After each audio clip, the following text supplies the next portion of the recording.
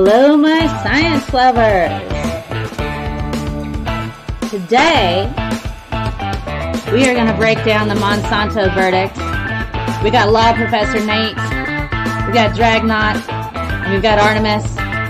We're going to talk about the latest Monsanto Verdict, the second one on glyphosate. Your approximate hold time is about 30 seconds.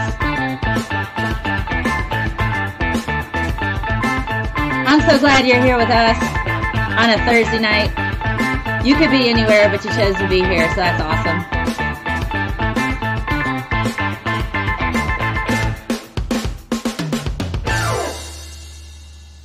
Alright, I'm going to take a minute to thank my super awesome patrons with this video. I have to make a new one because I got new patrons, so yay!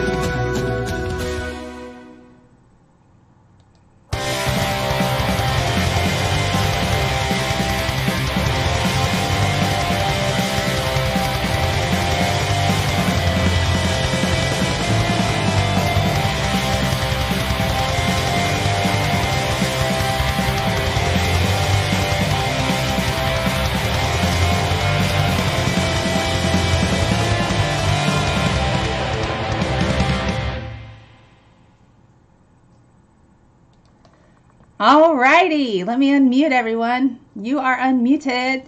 Woohoo! Thank you so much for being here, guys. It's our pleasure. Yes, hey, thanks for having me. This is awesome. So let me introduce everybody one at a time, and then you tell us a little bit about who you are, what you do, what you like, what you know. So I guess I'll start with Dragnauct. And this is Dragnauct. He was on my show last Thursday where we were talking about Facebook anti-vaxxers. That was, I think I cried. I laughed so hard. But there you go. So tell us a bit about yourself, Drag. For those of you who don't know, that yes, I used to be a combat medic in the U.S. Army. I have now, in my last year, finishing an undergrad in biology with the pursuit of becoming a cancer researcher one day. And look at what we're talking about here, cancer-causing agents or supposedly cancer-causing agents. I do have a YouTube channel where I discuss, honestly, nonsense. But yeah, this is where it's at, folks. This is where the rubber meets the road, in my opinion, where you can apply knowledge and have discussions on things that are relevant in our current day. So I am very thankful for being here with everybody here. Awesome. Well, thanks for being here, Drag, for another week. Oh, my goodness. It's like I'm working you hard, I guess.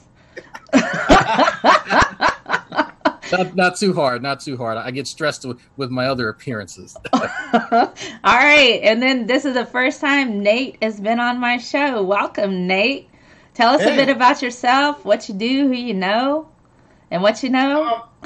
Well, I know you guys, and, Dragnauct's like my brother from another mother. Awesome. So most people know me as Nate Brody. It's from my YouTube channel. I am an attorney here in New York. I started out in law enforcement and moved to the DA's office. So I did that for about a year. And now I teach at a law school while I practice in criminal defense. So that's kind of my background and what I've been doing. And I don't know, my channel's about is just about whatever. I just kind of just pure nonsense that I think about that particular day, and I might talk about it, and I try to stick with some more topics, but sometimes I try to stay away from it because people want to come to my channel and ask me for legal advice, and that's a no-no, especially when you're a professional. So But that's really who I am and what I do. So Awesome. Well, thank you for being here, Nate. I'm excited. I've learned so much from you so far, so that's always awesome.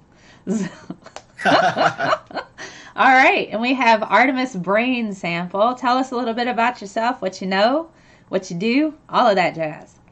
I occasionally make videos. Turns out I make them about twice a year because it's been that year next month since I made one.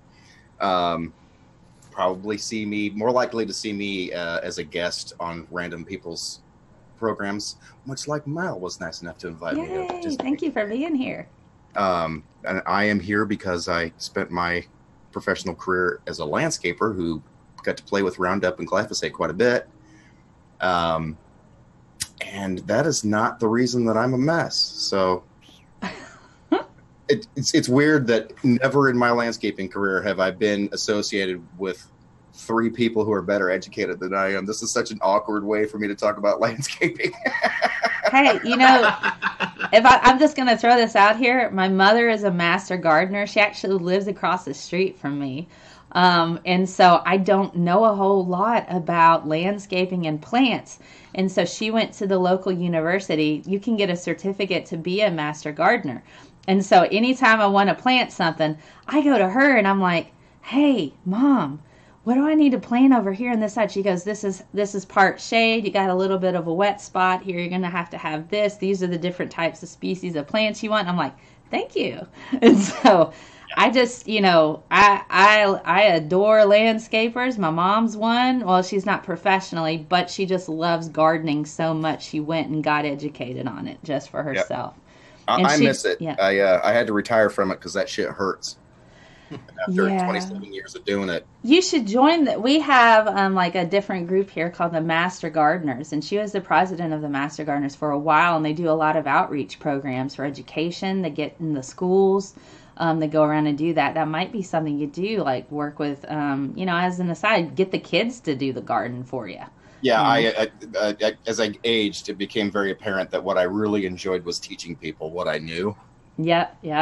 Rather than actually doing the work. And then I got to a point where I was working for myself and had people doing the grunt work, where I would just go and make everything pretty and then everyone would clean up after me. And that was ideal, but that still hurt. So yeah, that still hurts. But hey, maybe check and see if there's a Master Gardener program in your area. There is, and what that means in this state is an entirely different animal. Does it? Based on what you've said. There's a Master Gardener program here it's fairly horrific, and the people that come out of it feel like they've attained something. Oh, that's a shame. And I have yet to meet one who's even remotely capable of answering the questions. Wow. See, I'll get back on topic in a second, but our local group, they do a lot with Habitat for Humanity. They have outreach programs in the schools. They also talk about how to incorporate wildlife in your backyard, to where if you, like with the bees and stuff like that, how to get the good bees around, how to encourage, if you're worried about mosquitoes, you can get brown bats out here. So it's just, that's so weird for me to hear from you, because I've had a vastly different experience. Yeah, it's a remarkably different program from state to state. Wow, that's such a shame. In this state, the master plantsman is the thing that you aspire to if you have a real interest. So, okay. But by the time you're taking that, you're literally identifying tree species by a stick with 2 buds on it. Yeah, we have like class 5 arboretums out here, so it's but I only know that because of my mother. So that's the whole point of this. I have mad respect for people who understand landscaping and plants. It's a great way to learn Latin. All right, so let's jump into this. Oh my gosh. So this is the second verdict that's come out about Monsanto, and I've actually written a piece on this. If you want to check it out, all you got to do is Google ScientistMel.com and Monsanto, and that particular article will pop up. That's just kind of what spawned a bit of this talk. Now that I have, we've got the second. And the title of my article is The Case Against the Monsanto Verdict, Why This Verdict is Harmful. And so what I've done, because I am not a law professor, and, I am prone to my own bias, what I like to do is pull in people with different, varying perspectives to try to get their idea. So I brought in Professor Nate here, I have Drag, who works, who's aspiring to get into cancer, and I have Artimus, who actually works with the stuff. And so we're just going to kind of break this down piece by piece and get an idea. So let's start. Let me start with Nate here. Nate, right. So you've been digging into this, and I think, and I'm going to be honest, I'm kind of proud that I brought this to you, and the fact that you said you're going to use this with your classes, I'm like, that makes my heart flutter. I'm like, the little teacher in me is like, yes. No, look at all my, like, I've been reading the case and I got everything like all highlighted up because I've been like, this is crazy. So yeah. I think it's fascinating stuff, you know. But I don't know. I'm thinking I should just start with explaining how this kind of case kind of developed. Like, what we're yes, please. You need to start from the basics. What is a law? It's something that's completely arbitrary, just like certain measurements in science, right? How do you pronounce glyphosate? Glyphosate. I'm staying away from glyphosate. So that's crazy. But I'm going to start with products liability. So this case that we're talking about is what we call a products liability case. Now, products liability lawsuit. Now, just for full disclosure, this is not legal advice, and I am not a civil attorney who deals with this particular issue, but I can just give us just some general overview of what the law actually is in this particular case. So when we're talking about products liability, these are manufacturers of products. Can everybody hear me okay? Yeah, if you can crank it up a little bit. Right, yeah. All right, hold on. I'm going to switch. Smidgen, just a little bit. All right. Nate is cool. Somebody said Nate looks cool with his shades and cool blue headphones. I appreciate that, but unfortunately, the shades are because of my eye is atrophying. So, well, you know, yeah. Nate, the correct answer. The correct answer is my future's so bright I gotta wear shades. That's true. But you'll see me shifting back and forth because of the light. But okay. Let me go back to products liability. Okay, so in products liability lawsuits, generally you have some manufacturer that puts some product into the market, and there are three types of ways that you can recover. If you have either a design defect for the product, so a lot of times a design defect is where the product itself is just designed in a flawed way. So that means everything that's coming off the assembly line is flawed. So you may have a car, for instance, that instead of using metal, they use wood for something, or put the gas tank in the wrong place and it blows up. Just think Ford Pinto. Yes, exactly. So all those products and that would be a design defect. Another way you can recover is from like what they call a manufacturing defect. Now that doesn't mean all the products, but something that comes off the assembly line, a car, for instance, may be missing a tire or something like that. Somebody drives it or it blows up. But it's not all the products in that assembly line. It's just that one product coming from the manufacturer. And you have cases like this, which is what they call failure to warn. Now, most people are more familiar with the failure to warn cases because those are the ones that get really the big settlements. And on top of that, those are the cases where every drug company commercial you hear them list out all of the, the side effects. You may get a headache. You may do this. You may do that. They're doing that because failure to warn is another way somebody can recover. You didn't warn me I can get a headache. I'm suing you for $1 million, that type of thing. So that's why, like, if you watch the drug company commercials, like half the commercial is all about side effects. Brain bleeding, anal bleeding, nose bleeding, eyeballs popping out your head. Be sure to talk to your doctor if you have a risk for your nose falling off. Diarrhea of the eye. But the funny thing about it is that they just try to list everything, and they try to list it in a certain way so that people can, that they can't be sued. So you can say, even if you're taking this for, around, bowel syndrome or whether, and you may die, I don't want your family to sue me and recover. So that's what this case is about. This case is about a product that they're saying they failed to warn us that this could cause cancer, or this could cause this type of cancer. Now, simply put, if Roundup put a warning on their product, then we probably wouldn't be here. But because they didn't have this warning, now we're here. So the standard usually in these type of suits is generally what they call a preponderance of the evidence. That's just, the evidence just has to speak to your side a little more strongly than the other side. It's not beyond a reasonable doubt, which is a criminal standard. It's extremely high, but it's just, who has the most evidence? Usually people call it like 51% or just more than 50%, where somebody can believe that the evidence is based on your side.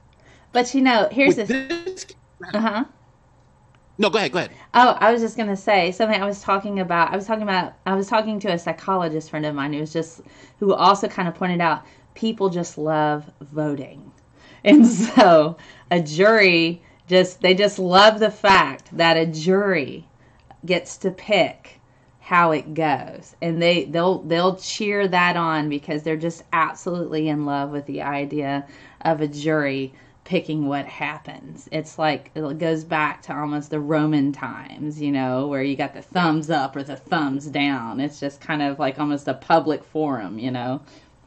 But again, see, and that's one of the misconceptions I want to just make sure we all are on alignment with, is that generally judges are gatekeepers, because if I let bullshit evidence then to the jury, then they're going to make a bullshit decision based on bad evidence. Yes. So the evidence that's let into the jury to actually hear, it has to be legally admissible. And here it's the plaintiff's responsibility to overcome that standard, to give good evidence that's legally admissible so the jury can make the decision. And that's what happens now, and that's what, at least that's what they try to do. Okay. So for this particular case though, the number one, we're talking about, and we can start with, and we should, I think, start with the back and forth with each one of the cases. I mean, each one of the problems with this case. The first problem is causation. Mm-hmm. And the court had to tackle that, and the plaintiffs had to tackle that. Now, what that means is that when you come into court and you say, okay, Roundup caused me cancer, right? First, you have to prove that Roundup that the ingredient can actually cause cancer, and then two, you have to prove that it caused your cancer. Mm-hmm. Now, how do you do that? This is where you get the experts, and this is where the battle of the experts comes in. So first, causation. The way that, in this case, the way they were able to prove causation was what they call differential diagnosis. And what they do is, now this is extreme. Now I'm simplifying an extremely complex topic. Right. No, it's quite all right. Simple is better. Yeah, Simple is better. I'm not layering it all on. But in a nutshell, this is what it is. You have to think about it this way. Let's say somebody has this type of cancer, and what they do is say, okay, what are all the causes that can possibly cause that? And they'll list them out.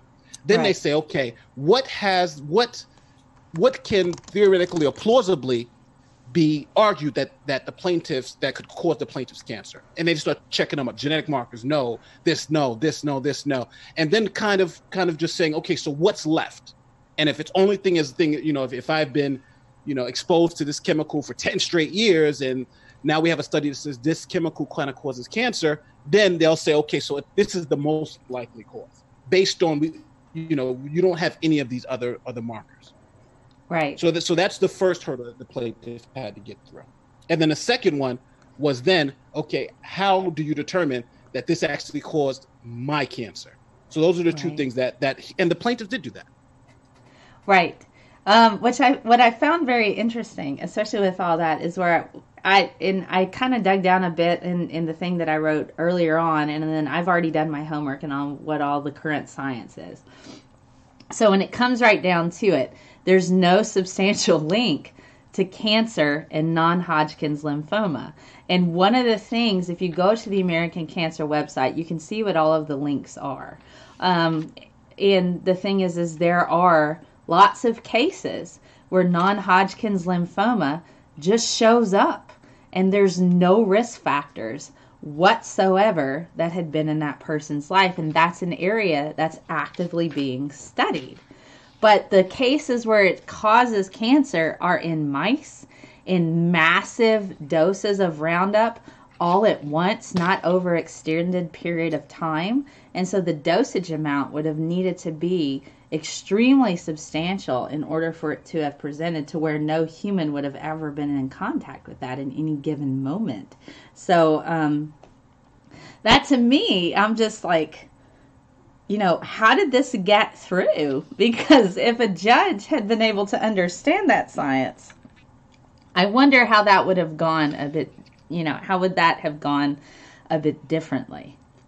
Well, let's talk about what the court considered, and they have a test, and it's called factors. And what factors are, you just weigh them.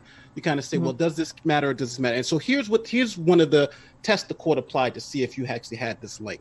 Okay. The first thing is whether the expert's theory or methods are generally accepted in the scientific community, right? Whether the expert's methodology can be or has been tested, the known or potential error rate in the technique, and whether the method has been subject to peer review and publication. So the court, so that I think is a pretty high standard to tell you, so if you're coming in saying that this thing causes cancer, the court kind of demands that you prove it up, not only just by your word because you're a doctor, but through research and peer-reviewed studies. So this is using science. We're saying, okay, give us actual science, and if you can't do this, then your case is no good. You have to give us science if you're trying to prove this. So I just wondered, let me get Drag in on this a little bit. So, Drag, I know you've read some science studies and stuff because you're in school. Read some, yeah. I don't envy you, but you can come out of this. You'll come out of this the other side. Yeah. But there's some studies that show that mouse models aren't necessarily the best models when it comes to cancer studies because of the fact that, number one, body mass. Number two, you're talking about dosage and the manifestation of cancer within mouse models, because that's what a lot of the science on the link between cancer and glyphosate is basically linked to is mouse models in the presentation of tumors that come from extremely large doses. What do you think about all that? What was it? I'm sorry to interrupt, but I wanted to ask you both before we got too far into it. What was it? Red dye number 6?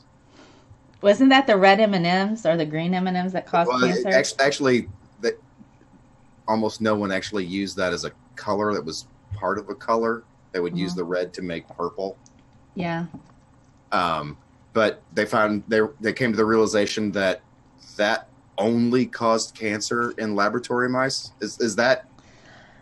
I don't remember the studies for that. I can probably pull that up and see if I can't discuss it on another episode. What I lack in education, I carry forth for years. That's okay. But the thing is, dosage is what's important. Sorry, Dragnauct. No, it's fine. It's fine. I don't mind at all. It's actually important to discuss that. If we use mouse models, right? And for those of you who I guess aren't too familiar. Mice. Mouses.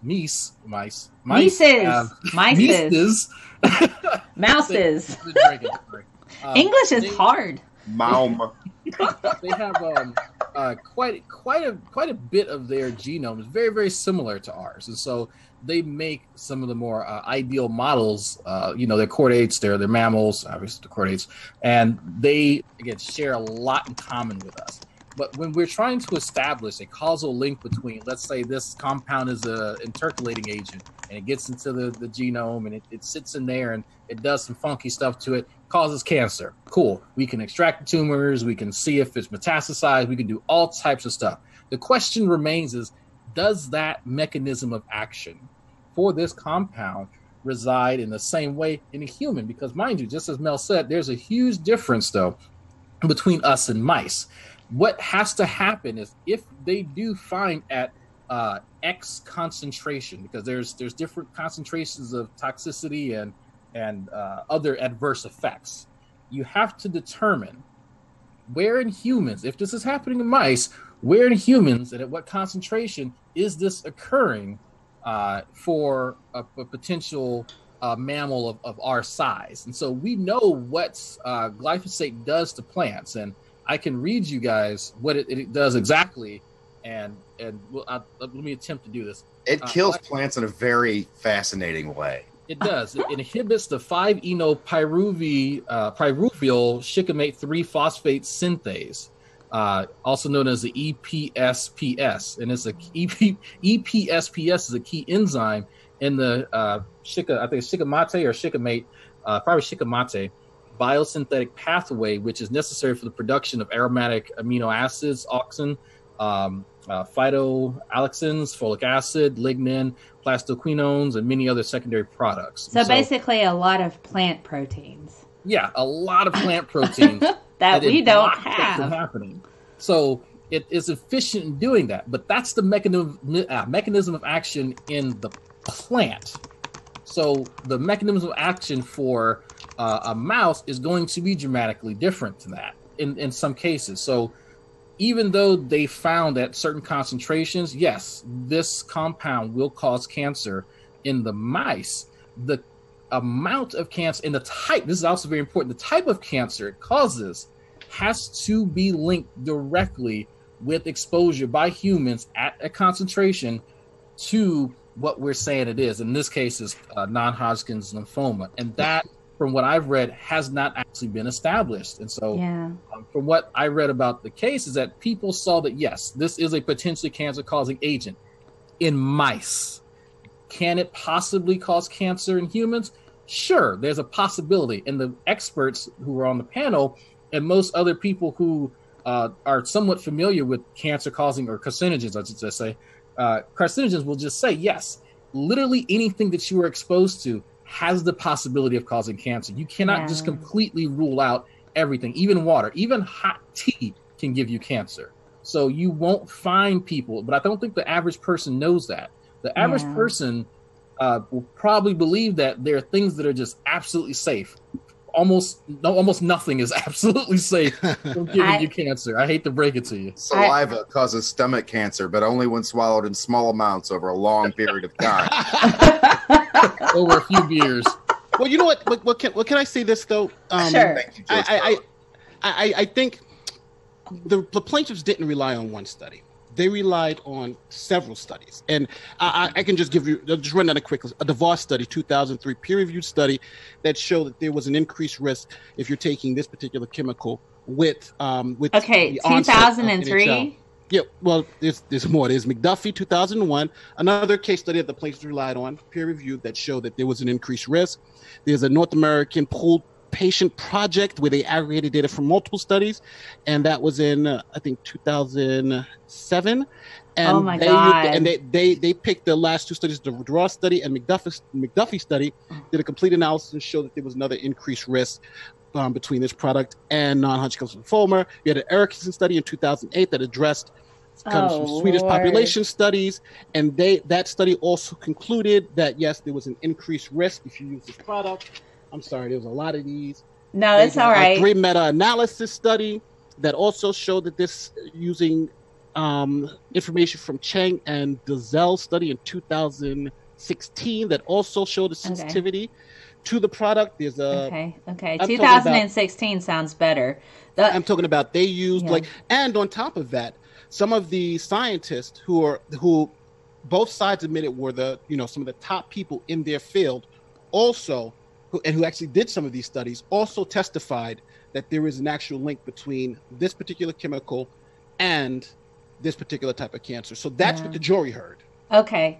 So here's what I'm saying. So the analytical chemist in me is screaming, any studies older than 5 years are not valid anymore. Yeah, that's me too. That's me too. I'm just But Mel, I think we need to just harp on that just a little bit, and why.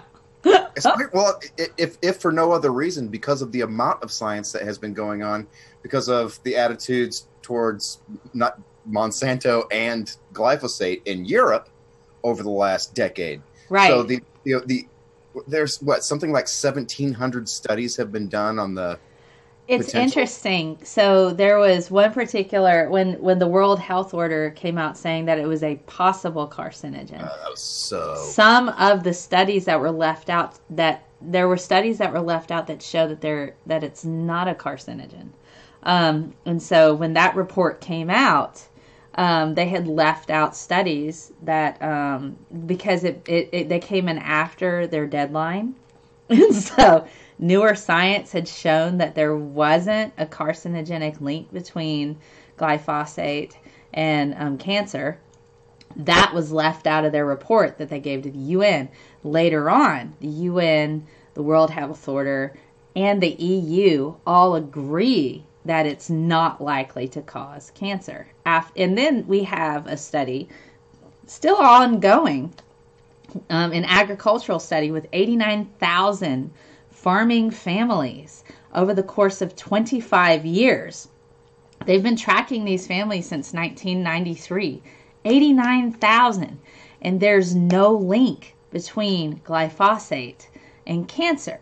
And so when I was when I was talking with Nate, we had a conversation. We were talking about the tobacco company and stuff, and how when they started coming out saying, well, there's no link between smoking and lung cancer, we'd have higher statistics. But over 25 years and 89,000 families, still no link between glyphosate and cancer. I can't help but think, if this was really like a massive issue, and also the fact that we can test for glyphosate and find it in food in California, and there's been an increased use of Roundup in California, but we don't have an increased amount of non-Hodgkin's lymphoma. So for me, the statistics are like, if we have an increase in the use of this thing, we should also see an increase in non-Hodgkin's lymphoma. So Artimus hasn't had a chance to speak yet, so let me holler at him. So you work with this stuff. Why don't you tell us a little bit about what it is with MSDS, the MSDS that you got. What were you required to wear? How are you supposed to handle this product? And what exactly does it say? I started playing with Roundup. It was still just Roundup, which, by the way, it became glyphosate relatively recently, within the last decade, which is a fairly long time for a product. They got the patent in 1964 or something like that. Mm-hmm. And were able to sell it solely under the Roundup name for decades, which kudos for you to do that, versus you being a company that makes inhalers, rescue inhalers for asthmatics who keep changing the product just enough that you can continue to charge $60 for something that costs $6. But I digress. Most of the information on an MSDS sheet, it's a material safety data sheet. As if you're a commercial operator of any kind, you are required to have anyone who has any contact with any chemical that is required to have an MSDS in your facility that actually exists.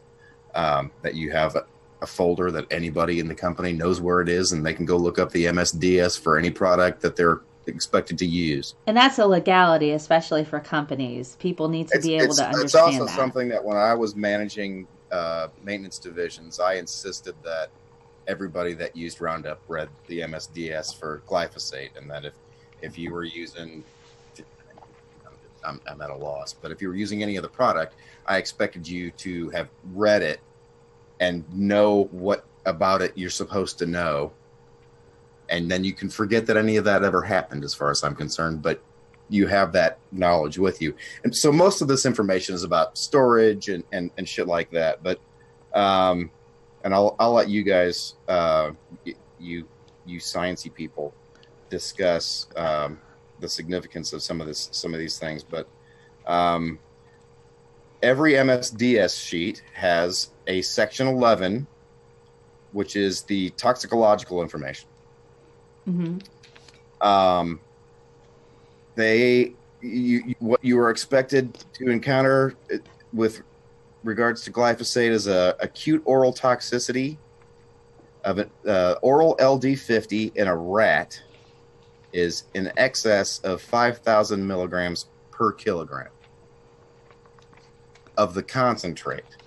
Okay, so you said 1,000 milligrams per kilogram of the concentrate. 5,000. Oh, 5,000 milligrams per kilogram of the concentrate. Of the concentrate, not what you would actually apply if you're buying it in a bottle at Lowe's, a premixed bottle. That's not remotely the same concentration of the product. So let's talk about what that is. So they want you to essentially wear PPE when you're dealing with that. When you're handling the concentrate. Okay, so when you're handling the concentrate, that's 5,000 milligrams. Okay, so 5,000 milligrams is 5 grams. Oral, you'd have to drink 5 grams of the concentrate. You'd have to drink 5 grams of the concentrate. Okay, so 5 grams of the concentrate per kilogram. Now, the average man is probably around 60 to 70 kilograms. Wait, at this point, it's also necessary to point out that the notation is greater than 5,000 milligrams, and MSDS sheets don't go above 5,000 milligrams per kilogram. Okay. All right. So you have to have more than 5 grams per kilogram. So let's just do a little quick math. So the average man is probably, I would say, let's just say 60 kilograms, because it could be between 50 and 70. So we'll say 60. 60 times 5.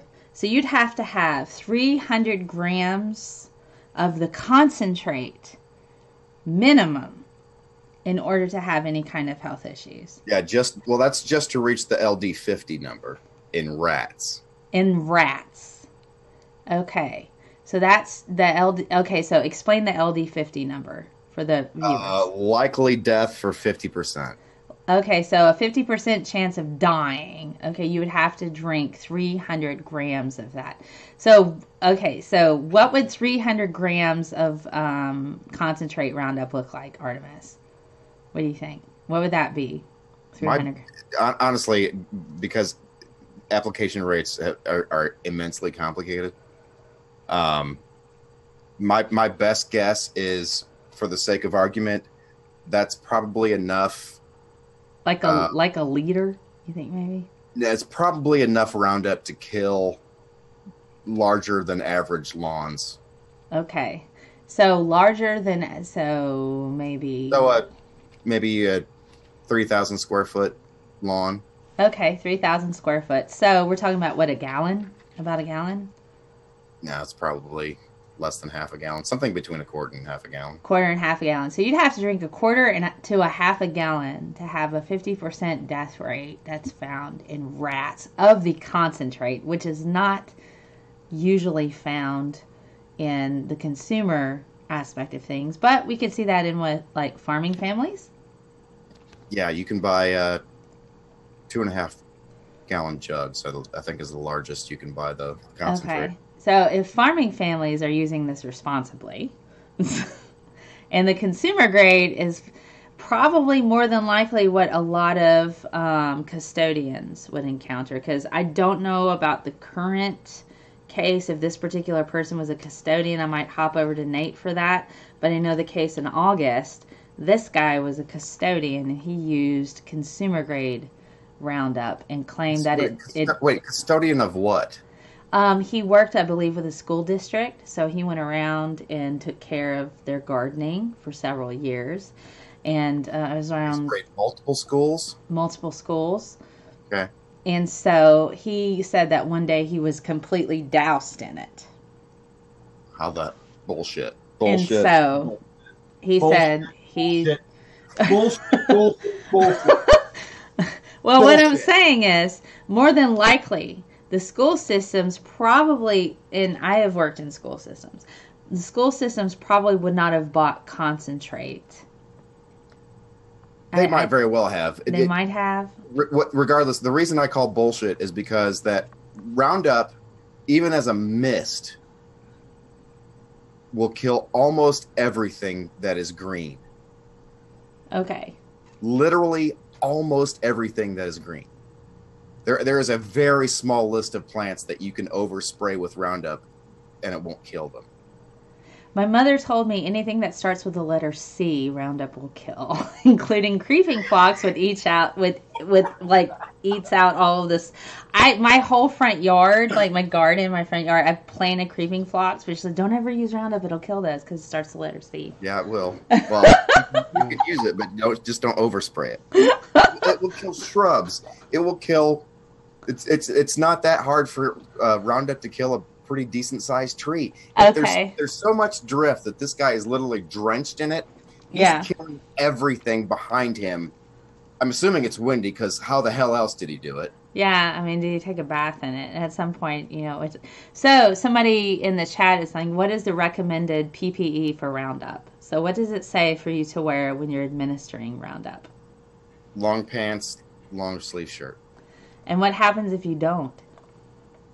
It's a salt, so your skin gets itchy, and you should wash it off. Ah, yeah. So itchy skin. So maybe if people had any kind of other things, that's the thing with freaking cancer. I have eczema. I psoriasis. I'm a wealth of autoimmune diseases, and never ever had a reaction of any kind to glyphosate. Okay. Well, to be fair, that's anecdotal. Agreed. But I to be fair, I am susceptible. Yes, autoimmune disease people tend to have a higher risk for cancer. I agree with that.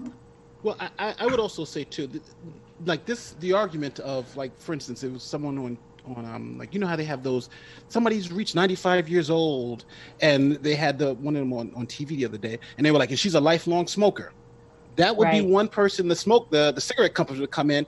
It doesn't cause cancer. This woman's been smoking for 60 years, you know? So you know, even though one person may not have gotten it, that doesn't mean it's not true for the entire population. And I'd also say too, for the Roundup studies and for these arguments, not only for this case, but for other cases, they weren't talking about kind of one-term doses where you're drinking like a gallon of Roundup, but they were talking about long-term exposure over, you know, 10, 15, 20, 30 years. But part of the reason, maybe 10 times a day. Part of the reason glyphosate is desirable is because it has almost no residual. It becomes inert almost instantaneously. So how long? We need to figure out what the half-life is on that. Then how does it become inert? I don't know. It's very. That's what I need to dig into. Then it's like a week.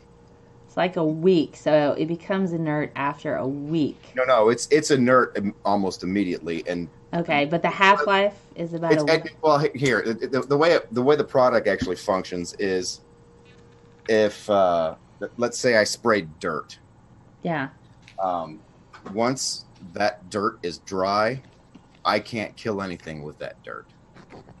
Okay. So I looked up there's a Wikipedia on it. The half-life of glyphosate in soil ranges between 2 and 197 days. A typical field half-life of 47 days has been suggested. Soil and climate conditions affect glyphosate's persistence in soil. The median half-life of glyphosate in water varies from a few to 91 days. Huh. Ooh, that's pretty long. I'm shocked that I remembered that much from my chemical applicator class. I do want to make 12 years ago. I do want to present you guys with the jury heard, like the one thing from the jury, what they actually did. Go for it, Nate. Go for it. And they heard, and I'm just going to list you the experts that they heard, they heard from, that said that there was a connection between this product and non-Hodgkin's lymphoma. You have Dr. Portier. Dr. Portier is a biochemist, graduate work focused on design and rodent studies, as we've been talking about. He worked for the Center for Disease Control's National Center for Environmental Health and the National Institute for Health Institute and Health Sciences. His research, he has a research paper in 2018 that deals with the epistemology of this, and he is testifying that yes, there is a cause between this product and cancer. Now, he's the first, and he's one of the, well, even the company said he's one of the top experts in the field. You have Dr. Ritz, another professor and epistemologist. Am I saying this right? Yeah, you're saying it right. Epistemologist. From the University of California, Los Angeles. She has a PhD in epistemology, and she's a doctor with a primary research focusing on health studies and environmental causes and occupational exposure. And she also says, and this is what she's done most of her research and work in, and she also says that there's an obvious link between the two, and she points to other studies. Be able to talk Here's another doctor, Dr. Weisenberger. And again, these are all for the plaintiff. Right, Dr. Weisenberger is a physician and pathologist who's focused much of his career on non-Hodgkin's lymphoma. He's a graduate from some Ivy League schools, significant experience with epidemiology. Sorry, I don't know why I'm saying this word. And he was epidemiology, yes. And he's a co-author of two of the studies that were cited in the case, the DeRoche study from 2003 and another study, the Weisenberg study. And again, he says that there is a link. Again, he's classified as one of the top experts in his field. Another doctor that they brought up is Dr. Nugent. You sound like an attorney when you talk like that. No, I'm reading it. This is me reading it. No. He's an expert in his field. This is what it said. I'm like literally reading it. Dr. Nugent, like other experts discussed above, Nate is the new Shatner. Don't be hating on him. Nate is the new Shatner. It's great. I love it. You're about to put the emphasis on the wrong syllables. That's true. Oh my God. What is it? All right, so yeah, we got Dr. Nugent again. Highly regarded, studies in the field, lifelong research. Again, he says there is a link, and it goes on. Dr. Jameson, chemist, environmental toxicologist, and who specializes in cancer, specifically this type of cancer. Again, this guy says there is an obvious link. So I understand even anecdotally us looking at these particular things and saying, well, it doesn't really cause cancer. But if you put me on a jury and have these 6 people who are experts in the field whose lifelong work is doing this, and they're saying there is a cause, and then they're bringing me peer-reviewed studies, research that they've done, and said, I've been doing it for 30 years, and I'm telling you there's a link. I don't think this is just so easily dismissed. I think this is qualified evidence. You're a defense attorney. Yeah. Yes, but criminal though. Yeah, but still, you gotta also kind of think about, because you think like, how am I going to attack these experts? How am I going to attack their conclusions? What can I bring to the table to make them seem no less important, but a little less accurate? Well, but I'm saying if we're just let's just play reasonable person sitting in the jury pool, and this person doesn't bring one expert, they bring 6 experts, and even the other side is saying that they're pretty much top of the field in these particular instances. How many of these fuckers couldn't have Monsanto have brought to the? Well, DeSanto's brought a whole bunch of experts too, and that's where you get the problem, because now you're talking about a battle of the experts. No, the experts have been no longer matter. Well, here's the thing. Both ways. Now it's Monsanto versus Bob. Yeah, so that's the thing.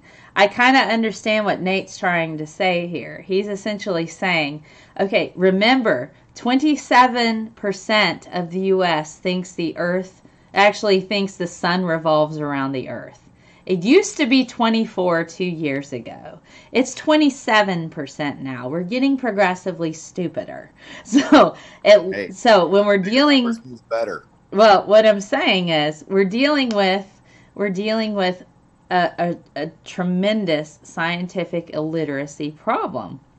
And so if you have a bunch of people on a jury that don't have any kind of scientific education, and first of all, how are you going to counter that?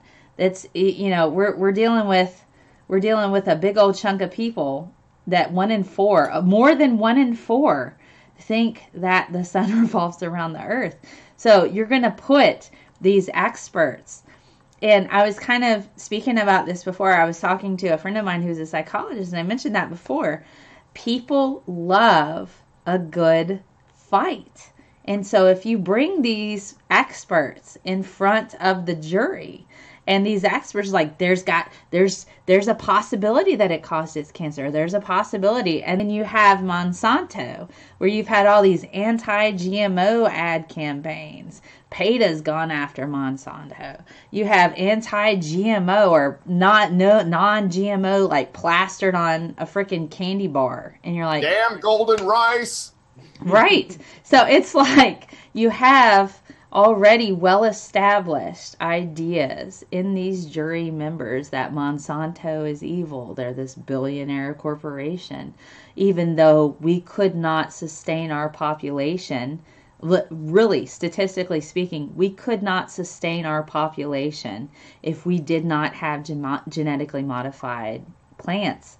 If we didn't have that, we would not be able to feed the U.S. And we're not even doing a good job with that, given our homeless. One of the other things that needs to be kept in mind in this is what the reason we use glyphosate so much, which it may very well be overused. I'm quite confident that the average consumer uses way too much Roundup. We might, yes. But we use Roundup because it's less toxic with a shorter half-life than anything else. Well, what do you think about all this, Drag? It's way more effective. What do you think about all this? So I was talking to CRISPR in the chat, and there's definitely some shade thrown at Nate. This is why that's why lawyers shouldn't be scientists. Leave science to us. No, I rely on the scientists, but I got scientists saying one thing and scientists saying another thing. Who do you believe? Who do you believe? Scientists are telling the truth. Like, I get what you're saying. Like, if it's just Joe Smo, and it's like, oh yeah, so and so this PhD. When you first start reading off that list, I was like, let me see your research, my dude. Like, I want to see if you are strictly using mouse models and you haven't actually made like a set, or you haven't elucidated a mechanism of action. I don't care what you have to say. But see, you talk about Billy Bob that been selected by the plaintiffs to sit on this I think jury. that's part of the problem, Mel, because it's like I see from Nate's perspective, you bring Joe Smo PhD, and he's saying, yeah, I got the research. Joe Smo on the panel is going to like, oh, well, it's there, it's the evidence, and he has no idea that just because this person produces a study and they say that there's a link. What he's saying is that there's a link in mice. Yes. Yes, it does cause cancer. Well, in this context, cause cancer is for a rodent this big. So that's a huge, huge difference than saying that there is a link to this compound as a carcinogen that possibly could be having the same effect in people. And I think that's something that folks in California may not be too interested in, because as long as it causes cancer, I don't think they care about anything else. I personally. Let me do this. Let me tell you how the court restricted the experts from the plaintiff's side. Okay. The court said that they weren't able to say a couple of things, and here are some of the things the court held out. So to hopefully get some credibility back for us lawyers. First, thank you, Nate, for being here, because I've learned a lot from you. This is all about you, Nate. This is not yours. This is just Nate. So first, the first thing that the court did not let the plaintiffs testify that if someone uses Roundup more than 2 days per year or more than 10 days in their lifetime, then the risk of developing non-Hodgkin's lymphoma doubles, because that is what they wanted to say. And they said that the evidence that they brought to make that claim was tenuous at best and was not reliable based on scientific studies. The court also didn't allow them to say that the chemical was a substantial cause factor for anyone who exceeds 2 days per year in their lifetime. So they weren't allowed to say that. They were also not allowed to say that developing non-Hodgkin's lymphoma more than doubled because the plaintiff used Roundup more than the threshold of 10 days per lifetime, Nate, as some of the studies suggested. Nate, here's where I studied just enough law when I was in school to fuck me up for the rest of my life, just like philosophy. Who are we talking about, and what's the threshold again? We're talking about the plaintiff. We're talking about the plaintiff's experts, and they're making conclusions about what their studies have shown or what their studies have shown. So they're trying to say, if you use this chemical more than, or been exposed to this chemical for 2 days or for 10 days over your lifetime or over a year, then that raises the risk of you getting non-Hodgkin's lymphoma. And they were saying that this risk was, for instance, doubled. It's doubled the regular population. The court said you cannot say that because you don't have the evidence to back that up. Well, so there are things that they wanted to say that the court didn't allow them to say because they didn't have the evidence to back that up. Here is where pedantic brain sample steps in and says, what are you calling use? What do they call use? Well, they call it exposure. They're saying. So what is it? How are they defining exposure? Contact? They didn't go into exactly what exposure. That would be the beginning of my what the fuckisms. Yeah. No, you're right. It could be, but again, it's easy. I think it's easy for me to, let's say, challenge, to nitpick. All right, what do you mean by exposure? Because I'm assuming they went through this, but I think the key point here is that you have. It's almost like when you're arguing against some, like when I argue against G-Man, like Drag was doing earlier, and I say. This is what the scientific community says, or if I argue it's a flat earther, here's what the scientists say, and they say no, And then if what's it called, answers in Genesis, that's what they love to do. They love to bring their scientists up, but there's a clear consensus that they're wrong. Here, there is no clear consensus that they're wrong. I disagree. There's a consensus. Well, yeah. But again, if there was a clear consensus that they're wrong, if there was a clear consensus that they were wrong, then these cases wouldn't be able to be brought. But because there's some ambiguity there, that is there a link? Is there not a link? We have some studies that say there is. We have some studies that say there isn't. And we have some of the top people in the field saying, yes, this is true. And we have some other top people saying, yes, this is true.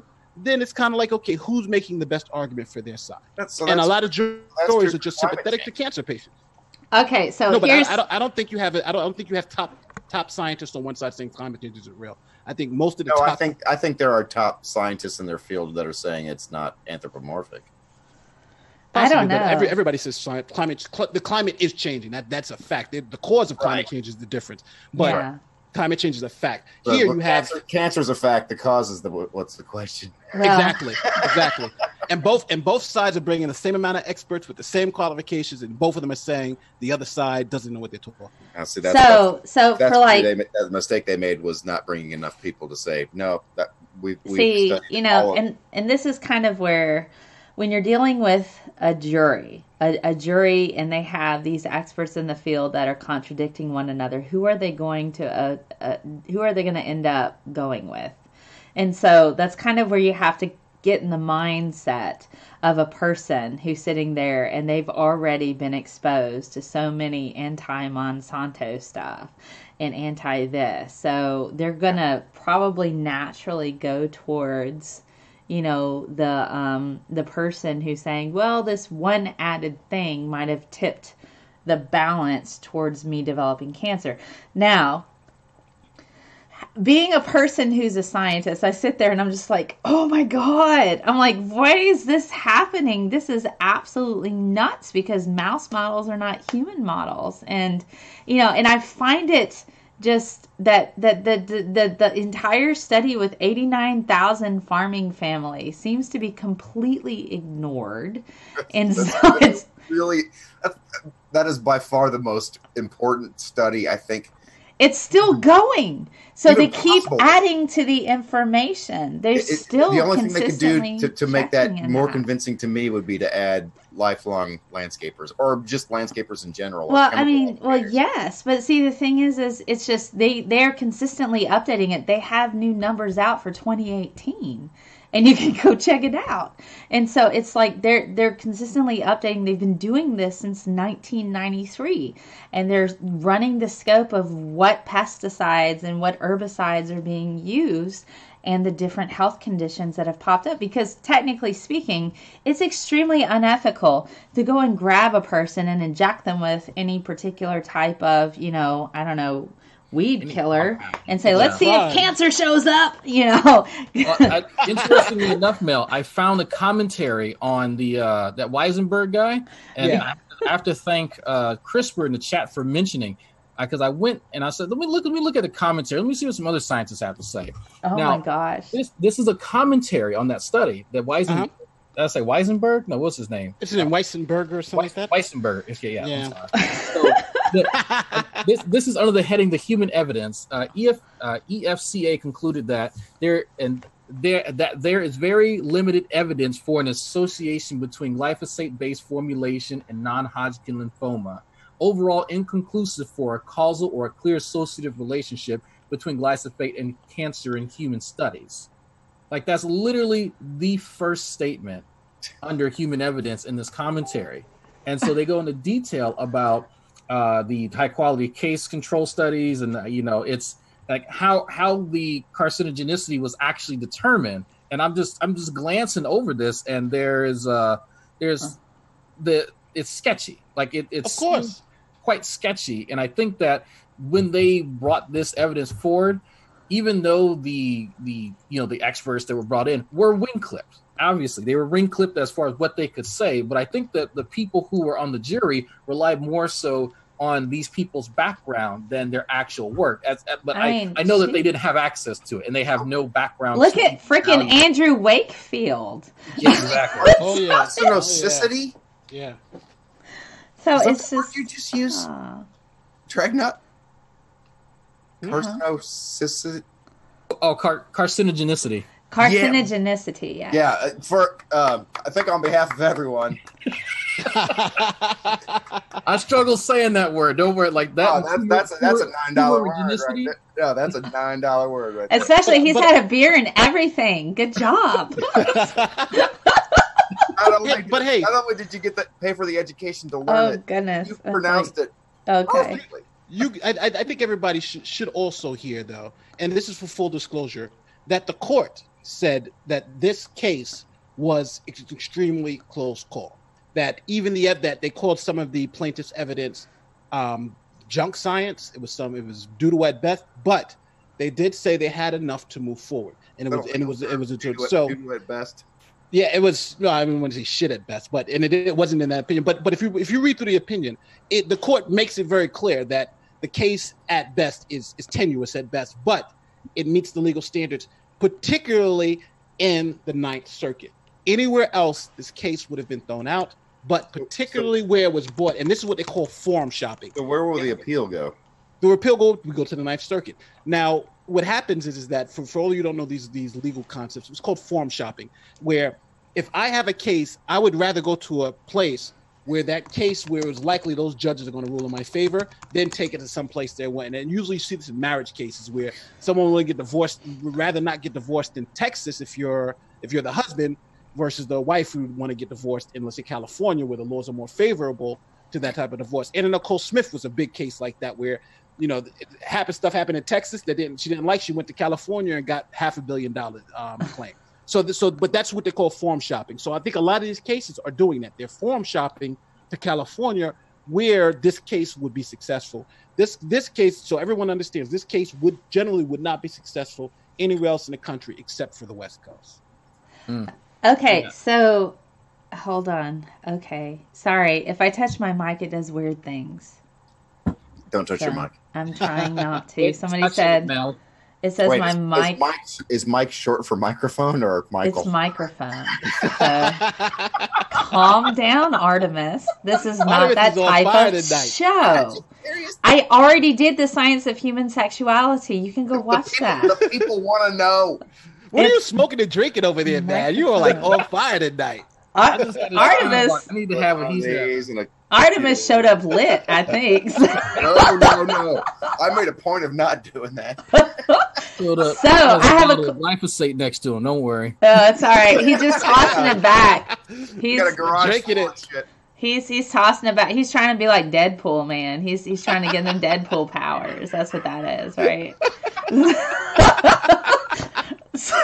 So I have a question for Nate. Nate brought up something that was really interesting and something that I inherently have like a really genuine fear of. And it's not so much as a fear as probably an extreme concern, because so many people conflate a verdict with scientific fact. Then they're all like, glyphosate causes cancer. This jury said so. And so there's like thousands of pending cases. I'm pretty certain you fell down that rabbit hole, didn't you, Nate? That was almost exactly my response to you on Twitter, wasn't it? Yeah, kind of. Yeah. Yes. So what did you find, Nate? And Artimus, hey, if you ever have any problems, give me a call. We'll hook you up. We're going right to the Ninth Circuit. We're going right to the Ninth Circuit. I got a friend of mine in Chicago that'll do for now. But tell him he's got to move. You got to take it to California, because that's where the money's at. You're not gonna win over there. You're gonna win on the West Coast. No, he holds licenses in Chicago or Illinois and California. Oh my goodness!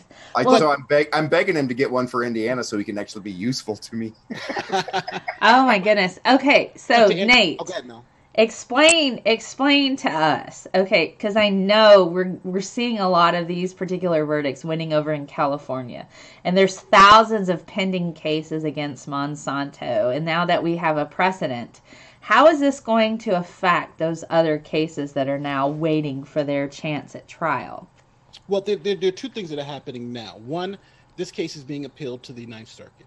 Now, what happens is they're appealing on this causation issue. Did these people adequately show that there's causation between this particular product and what this guy got? So he hasn't been paid yet, but they're going up on appeal. And generally, the appeals court is the one that will determine, okay, you're good or whether you're not good. Most legal scholars are saying the Ninth Circuit is so liberal that this is probably going to be held up on appeal. I have a question.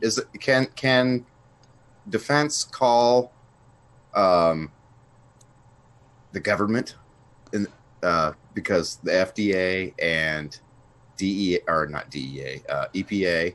FDA, EPA, the World Health Organization, and the UN. I see what he's asking. Can you call a defense witness from like a government agency? Yes, you can. It's possible.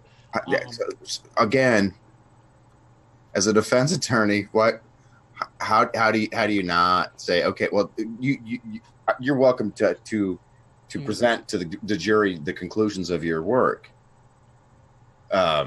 based upon what you witnessed and the evidence you've gathered, but larger governmental bodies have looked at considerably more than we're going to look at in this courtroom today or during this trial, and here is their opinion based upon best available research. Of course, you can definitely bring, yes, because again, it's a kind of a fact-finding mission, so you're trying to find the truth. So, but I don't want to overgeneralize, because some places you may be able to, some places you may not be able to. But I think generally, yes, if you have evidence that will support your claim, and you have somebody willing to come testify, then yes, you shouldn't have a problem. And again, some of these experts did work for the World Health Organization and even the CDC. So it is, you do have people who are qualified to talk about this from the government. But to Mel's particular case about precedent, yes, if you're in the West Coast, or if you're there are 13 circuits in the United States. The states are broken up into different circuits, and each circuit has a high court, the court of appeals in that particular circuit, and the Supreme Court is the court that all these other courts have to look into. So when we talk about the Ninth Circuit, that's just one circuit in the United States where these cases are being held and they're getting these verdicts. But in the other circuits, they don't have to follow any of that precedent. Even though I believe lawyers are going to bring in, look what the Ninth Circuit did. There's many times where, let's say, for instance, on abortion issues, the Second Circuit, for instance, will say, well, this law is okay. And then the Fifth Circuit, which is very conservative, will say, no, that law has to be overturned. And then the Supreme Court will come together and say, okay, this is it's called what they call a circuit split, and the Supreme Court makes the final decision. This is what the law actually is. So right now, even though these cases are going through California, these cases are not going through as just total winners. They're going through barely making it over these hurdles. And now, after they've made it over these hurdles, even in this case, the one I gave you to read, the court says they're making it over the skin of their teeth. That is, that precedent is very, very weak in any other case, unless you can have strong, because the only evidence they can rely on is this evidence here. They're saying it's weak. And the court in this case even said in other circuits, this case probably wouldn't go forward. It's just something unique to this particular circuit. So for the rest of the country, if you're got non-Hodgkin's lymphoma, it's probably unlikely you're going to be able to sue Roundup for it. Okay. Dragnauct lost his shirt. Uh-oh. It's getting hot. Are you playing Nelly in the background? Have you gone full Southern? Have you gone full dirty South now, Drag? No, I still have something on. I'm not going to say what. I still have something on. Still got some drawers on. Yeah, that's about it. It's getting a little hot. Hot so hot in here. I've just not put it on yet, but no, I had to go do some parenting. I was like, man, it's hot. I'll just take this off and I'll grab a shirt and I'll have it near just in case. Where are our super chats? Clothes. Where's super chats for Drag? This is the second time you've been on my show with no shirt, man. Topless Drag don't get any love in the super chats. That's okay. I'm fine. I'm fine. That's all right. That's all right. Oh my goodness. Wow. You guys with your offspring are killing me. Yeah, I had to go wake mine up. He took a nap and he's gonna be up all night. But so my issue is that when I talk to people about kind of how I think there's a general misconception about when there is a disagreement in the realm of science, there are no clear-cut cases because we're still trying to reach around in the dark and figure out where there are connections. Sometimes these connections are very tenuous. Sometimes they're very straightforward. Very seldom are they straightforward, and so it's needed for people to be able to articulate that, yes, we can establish a connection between X and Y, but X and Z, we're not quite there yet. And using the court system is a great thing to provide justice, to provide clarity as far as legal issues and statutes and all that good stuff and whatnot. But as far as what is the case in science, you need to consult the literature and not a sole individual in whatever realm, whether it be the FDA, whether it be Stark Laboratories or whatever, right? Right. Oh my goodness. Never trust a guy with light emitting from his chest. No, don't trust anybody from Stark Industries. There's better places. So we have a couple questions from the side chat. Mel, as a scientist, this comes from Karis.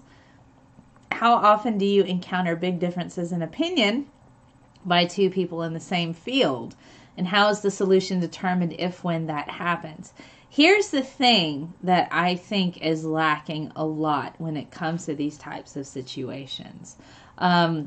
General consensus is a word that's thrown around so often. So I kind of go around I kind of tend to throw out the Ken Ham and Bill Nye debate. I feel like Bill Nye should have been far more aggressive with his scientists, the people in the field. He should have called in far more troops, because when you're talking about evolution, you have Ken Ham, who's a guy who pulled this one guy who agrees with him, who happens to be a scientist. If you want to actually look at what the statistics are, if Ken Ham pulls in one scientist says evolution is not real, blah, blah, blah, whatever, you come up with a dude. Bill Nye needed to pull in like 99 scientists to say, here's 99 scientists that refute your one dude. Not Luftballons. Scientists. Yes, 99 SAS Luftballons. Yeah, don't mistake that as being because I hear this in the back of my head where people say, "Oh, that's just an argument from population, argument about populum." So when we're talking about as far as scientific consensus, there's a difference between 99 people showing a clear mechanistic pathway for this thing that's being talked about, and one guy who's pretending it doesn't exist. There's a huge difference between that. If I were to, I'll give you an example. I have to do another presentation in my advanced cancer biology course. I did one on bioinformatics and wasn't too mechanistic, so I caught a little heat from that, but I still did it. My next paper has to be mechanistic. I cannot present any of this work before a class and my instructor, because I guarantee you they've not shown what happens, the mechanism of action in humans. I can almost guarantee you it's not there. And so that's very, very telling when you get to talking about, well, this causes this. Okay, what's the mechanism of action? Has that been elucidated? If not, then you're going to have a hard time trying to convince me that you found this within mice. I agree. I can see the tumors. You can show me pretty graphs and heat maps and all that good stuff and whatnot. But can you show me the mechanism of action in Homo sapiens sapiens? Right. And see, that's where you and I are not like a standard jury, Drag. And that's kind of the point of all this, is a jury trial a fair trial when it comes to scientific evidence. What do you guys think? Let's end it on that. So we'll start with Artimus. We'll start with you, Artimus. Is a jury trial a fair trial, given what we've learned about science literacy and when you have competing experts? What are your thoughts on that? I have 4 words. We elected Donald Trump. Okay. All right. I suppose that's an entirely different episode, especially since windmills cause cancer. Yeah, it's just straight up my explanation for why the fuck that's a thing at all. We elected Donald fucking Trump. Yeah, well. For people my age or anywhere near it, shame on you. What the fuck were you thinking? Oh, my goodness. All right, Nate, what do you think? You're all about law. This is your field, man. What do you think? Is a jury trial a fair trial? Yeah, I think when it comes to the science issues. Let me say, when it comes to not moral, not morality, but when it comes to the science issues. I'm saying when it comes to science issues, I think you can have a jury conclude correct, or what we're considering to be correct, if the level of evidence that we're presenting to them is something that is scientific consensus, is something that, there are levels, like, for instance, you can't just submit anything for it to be peer reviewed. There are certain things, hurdles that have to be overcome for it to be presented to a jury, for it to be considered evidence. And I think if those things are adhered to and they're in a particular box where, you can't, I don't need to hear junk science. I need to hear about real science with real standards. Then that, I think, yes, people can come to a real conclusion. But I think without that, like here, I think they just honestly let a lot of junk in. And that junk is what has this particular verdict. And this court even realizes that in other places, this was not likely. So a jury can get it right. Most of the time they do get it right, but it's a two-step process. What are they going to be presented? And is that credible? If they're presented something credible, then I believe they can come to a fair decision. I think it's noteworthy to look at how the word peer is used in peer review and jury of your peers. Yeah, those are kind of different. Right, because the expectation is that you will get a jury of your peers. Well, if we're talking about a chemical... Oh, man, I shudder to think if I was ever on trial. But if we're talking about peers, shouldn't we at least be talking about people who are scientifically literate? Yeah, you would hope. Well, what do you think, Drag? Is a jury trial a fair trial when it comes to science-related issues? I can't say that it is a fair, because in a lot of cases the jury isn't equipped to evaluate scientific claims.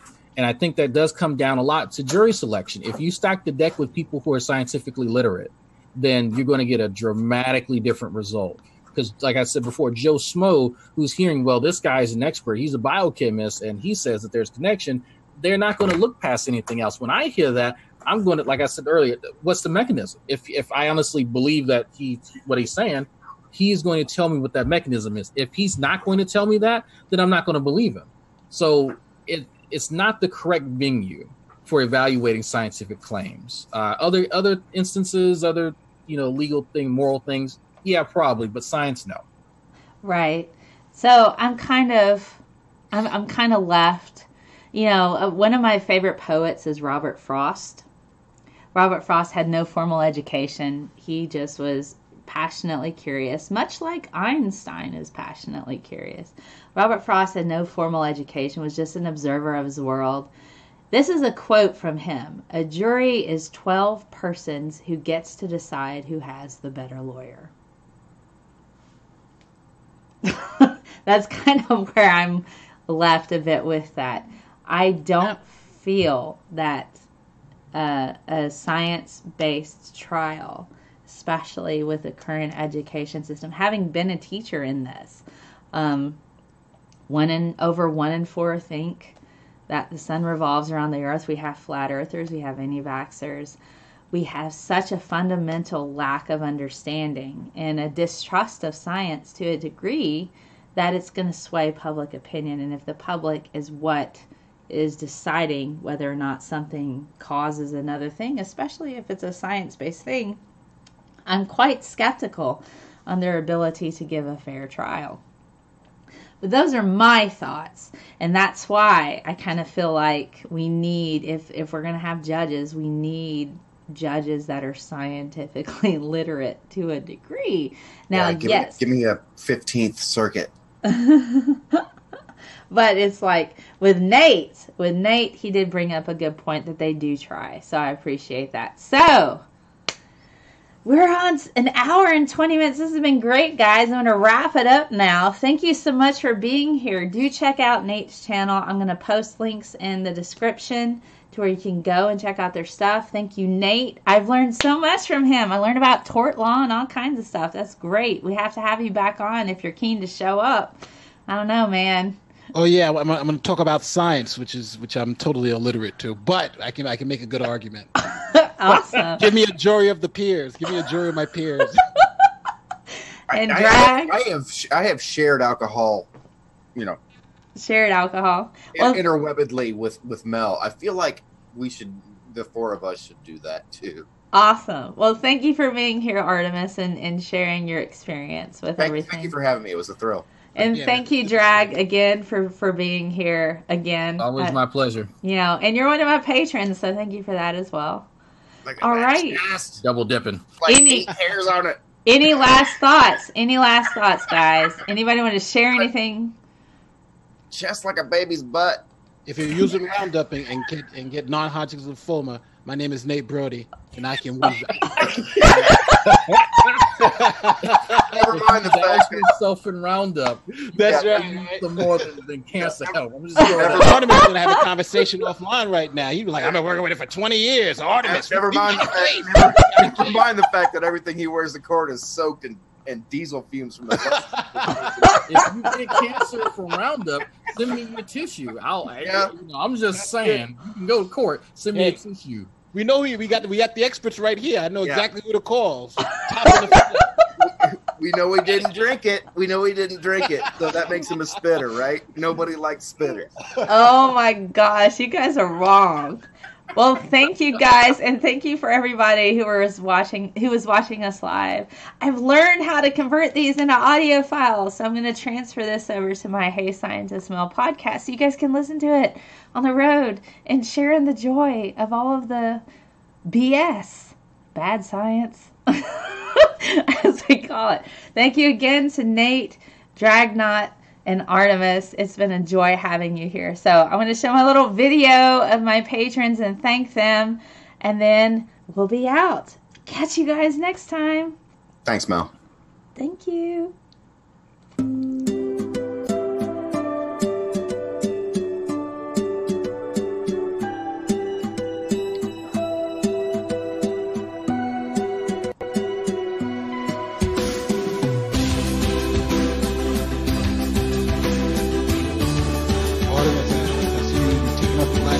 You got that Roundup? You got the Roundup over?